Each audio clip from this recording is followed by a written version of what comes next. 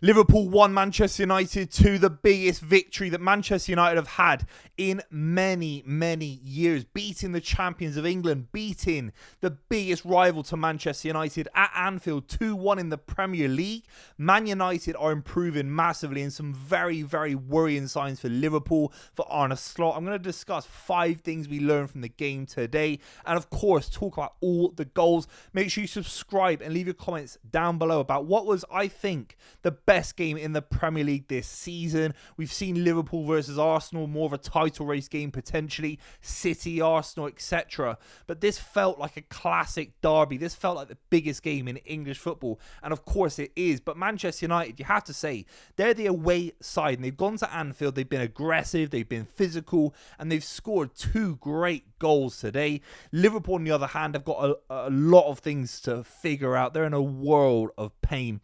Let's just talk about the goals. We have to start off with, obviously, a very, very early goal. One of the earliest ever in this fixture from Bryan Mbeumo. Absolutely electric all game today. Long ball's gone in. Virgil van Dijk's trying to win it. He's clattered Alexis McAllister. Ball gets played into Bruno Fernandes, who pops it around the corner. Virgil van Dijk doesn't really catch up to the play, and he kind of shirks responsibility a little bit. Gives Konate the task of trying to close down Mbeumo. Far too much space for one of the quickest players in the Premier League. And then you're looking at it, a great finish from Mbeumo. And the way he wheels off in celebration, he actually looked like he knew he was going to score, if that makes sense. Some players celebrate and they look surprised. He looked like he knew that was going into the back of the net. It was a very astute finish, near post, not easy. And we actually saw Alexander Isak from a similar angle at the other end of the pitch miss a chance like that. And for me, maybe Mamadashvili could do better, but it's a great finish from Bryan Mbeumo. You have to say, in the first 20 minutes, Manchester United's game plan of having no striker, Mason Mount kicking about, Mbeumo kicking about, obviously all these other lads, Cunha as well, Bruno Fernandes, Casemiro. It was a physical, robust forward line from Manchester United that might have missed a focal point in a Sesko, but it didn't lack for a focal point because it was a high pressing machine. It put Liverpool under so much pressure, and you have to say that every time Manchester United won the ball high up, that quick instant pass down the right hand side for Manchester United found so much space in between Kerkez and Virgil van Dijk. You have to say there are fundamental issues now with Kerkez and Virgil van Dijk. Kerkez, for me, actually put a couple of decent crosses in, some decent defending here and there, but Virgil van Dijk and Kerkez, too much space between them, not enough communication, and Virgil van Dijk had one of the worst games I've seen from him in many, many years. And you have to say that Konate was by far the best centre-back for Liverpool in the game, and that is a telling sign that Virgil van Dijk dropped off a little bit in terms of his level. I don't think he's being helped by the keeper behind him, by the left back alongside him, and of course that midfield, which looked a lot better today, a little bit more conservative than when we've seen Wirtz in there. But you have to say, for me, Liverpool got big defensive issues. We're just going to stick to the goals because obviously in the second half, Cody Gakpo equalizes. Wirtz comes on, and you have to say he was operating in this kind of half right space of the pitch, and then he comes across the left hand side of Manchester United's side of the pitch, gives a great little ball into Chiesa.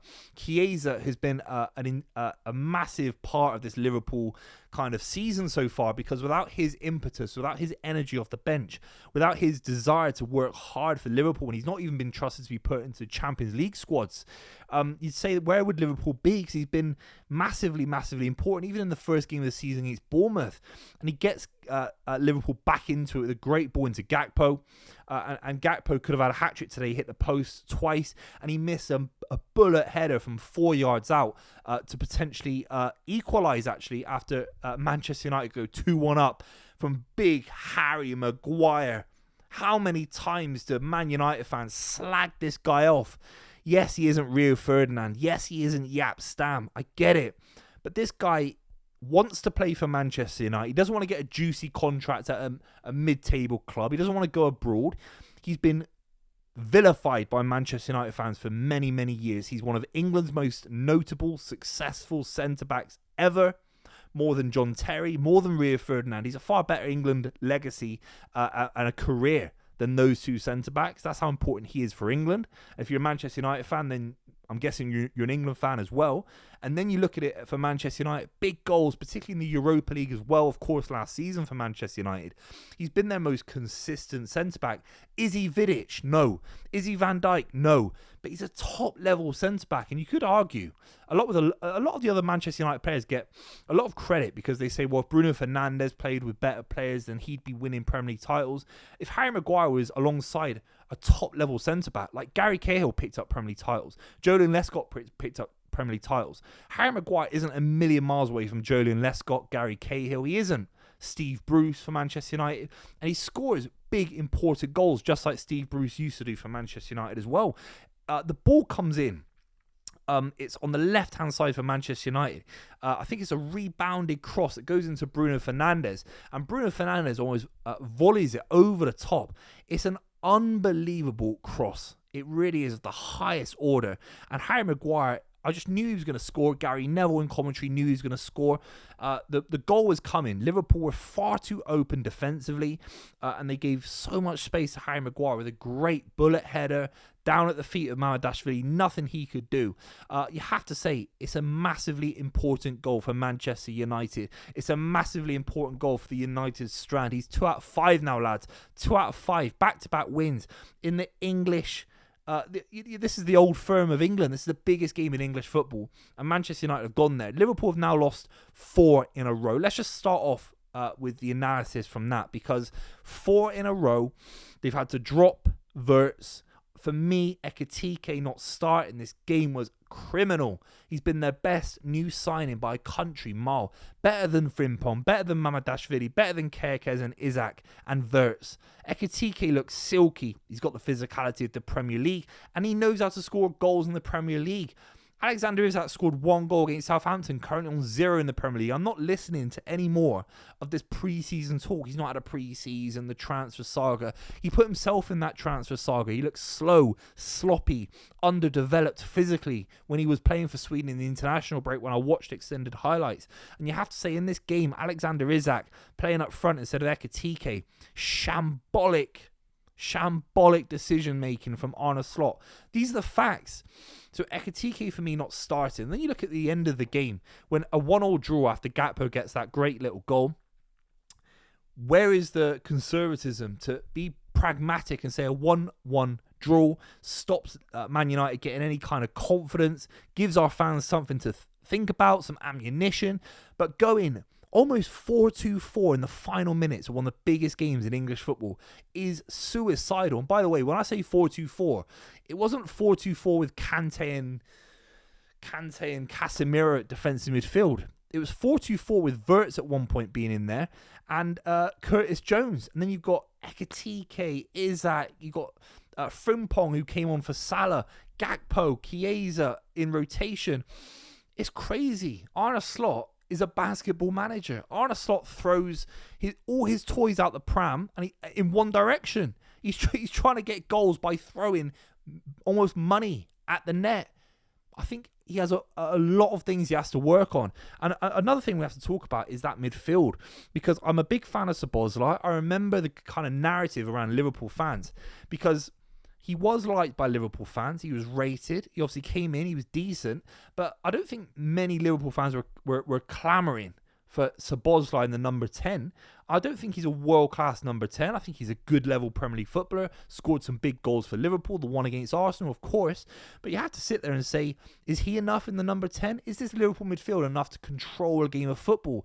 And they've got a geriatric midfield, Manchester United, Casemiro, Bruno Fernandes, and they had so much more control, guile, poise than the Liverpool midfield at home, and that is criminal from Arne Slot. You have to say that's absolutely criminal. We have to talk about Manchester United. They got so many things right in this game today. One for me would be Mason Mount. I've been a massive critic of Mason Mount. He picks up big wages, lots of injury concerns, and when he does play, you're not quite sure if he's a 10, if he's a winger. Amrin played him as a left wing back in one game. It was embarrassing stuff. He's figured out what Mason Mount's great at. The press, his physicality. He never loses the ball. He's a great all-round footballer. He's a jack of all trades. And he brings the side together. He brings an energy and a hunger to this Manchester United side. I thought he was absolutely fantastic. Cunha in the final 5 minutes of this game little bit of skill, drawing fouls. There's a moment where he's beaten 3 guys on the touchline against Liverpool, played the ball back and just kept it simple. He's a very, very astute footballer, Cunha, and one of my favourites in the Premier League as a neutral on the wider perspective looking at it. Man United have got some great footballers, and Cunha's one of them for sure. You have to shout out Brian and Mbeumo. The finish, like I talked about at the start of the video, was absolutely outstanding. But he was electric all game. He could have had a hat-trick today. He created loads of chances, a lot of them for himself. He runs with great pace, with great physicality. He's a direct runner of the ball, and he's lightning. He's an exceptional footballer. He really, really is. Another player that I have to talk about is Lamens, Manchester United's keeper from Belgium. Unbelievable today. I mean, he didn't have to do too much, but he was confident. He was assured. He looks like a little bit older than he actually is. He looks like he's got a level head. He looks mature for his age. Physically, got great stature. He looks like a Premier League keeper. He reminds me of a Edwin van der Sar kind of stature, lanky. Obviously, Courtois is an easy comparison as well. For me, he was absolutely stupendous. He really, really was. Let's just do some final observations. If you watch this far, make sure you subscribe. Manchester United now go into some really interesting games. They've got Brighton, Nottingham Forest, who could have Sean Dyche on the touchline. They have to beat Brighton for me. I'm not massive on what Brighton have done in recent weeks. When I've watched Brighton, I think you can definitely get at them. They're a great side. They're a great ball-playing side. This is where you make your money, because Man United players are always going to be up for Liverpool. They're always going to be up for a Manchester derby. They're always going to be up for a Chelsea at Old Trafford. Can they beat a top-level manager like Hertz, who wants to keep the ball, who's a dynamic manager with a young Brighton squad that are very, very exciting? Can Man United beat them? And they should be, with the Sescos of the world, the Cunhas, the Bruno Fernandes, the Diallo, the Dorgu. There's a lot of talent here. They have to be looking to beat Brighton, in my opinion. No draws. And Liverpool, for me, they are in a world of pain. There's an argument you could drop Mohamed Salah. I mean, what's happened to Mohamed Salah? I can't believe what I'm seeing. His first touch looks weak. He's not getting shots off. He had a chance 5 yards out on the kind of the near post for his left foot, and he screws it into the stand. Absolutely shocking. He looks a yard of pace off of it. He's had a pre-season. There's no World Cup.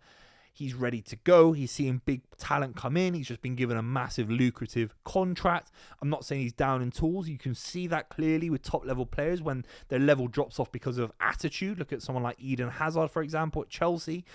Salah's not dropping off because of a want to have quality performances. He's just not having quality performances. The first touch, some of his movement is shocking. He's going really narrow. He's not spreading the pitch. He's not beating a man. His shooting is a million miles off. Salah's one of those players. He's a little bit robotic. If he doesn't get those numbers to justify performance, a bit like Erling Haaland, then you do criticise him because he doesn't contribute much to the performance of the side. For me, there are other players in the Premier League where their numbers don't have to be that good. Bruno Fernandes probably isn't going to get 15 goals, 15 assists, but he contributes in a big, big unspoken way. For me, Mohamed Salah, a million miles off of it. And do you know what? I'm going to wrap on Isaac. Yeah? He threw his toys out the pram. A club that was loyal to him. A club that brought him into the Premier League. A club that gave him some of his first ever silverware. Made him a local hero.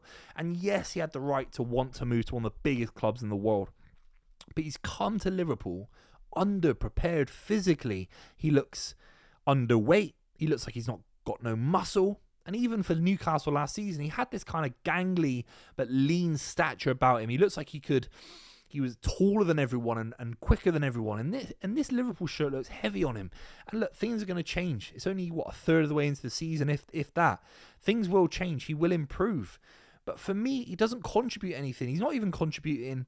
He's not carrying the ball. For me, Ekitike actually has to go up front, Isaac off the left, or Chiesa off the left, or Gakpo off the left. You drop Wirtz, you drop Isaac. I've been saying this for weeks. And Ekitike is the one that you can play with, the one that actually gets numbers, the one who right now understands how this Liverpool system works. I think he's better for Salah.